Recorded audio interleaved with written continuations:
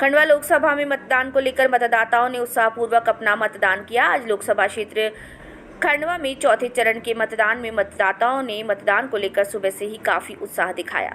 वे दोनों ही पार्टियों के समर्थकों में मतदान के लिए उत्साह देखने को मिला। नगर के मतदान केंद्रों पर आज सुबह से ही महिला पुरुषों की काफी लंबी कतार दिखाई देने लगी और हो भी क्यों ना, मतदाता अपना निर्णायक मत देकर लोकसभा चुनाव के महापर्व में अपनी भागीदारी निभा रहे हैं। वहीं दूसरी ओर इंद्रदेव ने भी सुबह सुबह हल्की बरसात कर मौसम खुशनुमा बना दिया। इस संदर्भ में हमारे संवाददाता ने दोनों ही पार्टियों के समर्थकों और मतदाताओं से बात कर उनके रुझान जानने के लिए बातचीत के कुछ अंश।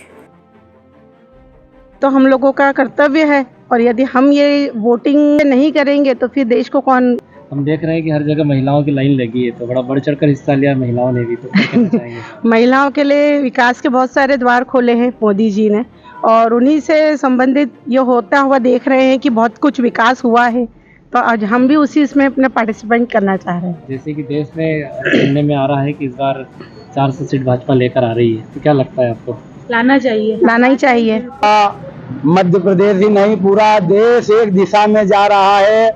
जो देश में काम भारतीय जनता पार्टी की सरकार ने किए, जो काम मोदी जी के नेतृत्व में भारतीय जनता पार्टी ने इस देश में प्रदेश में किए हैं, उनको करके भारतीय जनता पार्टी ये चुनाव लड़ रही है और ये तय है कि जीतेगी तो भारतीय जनता पार्टी, लेकिन हम इतिहास रचेंगे इस देश में भी, इस विधानसभा और लोकसभा में भी और सनावद नगर से भी भारतीय जनता पार्टी के पक्ष में। जो मतदाता अभी 11:30 बजे तक मैं जिस बूथ पर बैठा हूं वहां पर 35 से 40% मतदान हो चुका है और लगभग इस 40% में 1 या 2% वोट भी बड़ी मुश्किल से कांग्रेस के पक्ष में गए होंगे।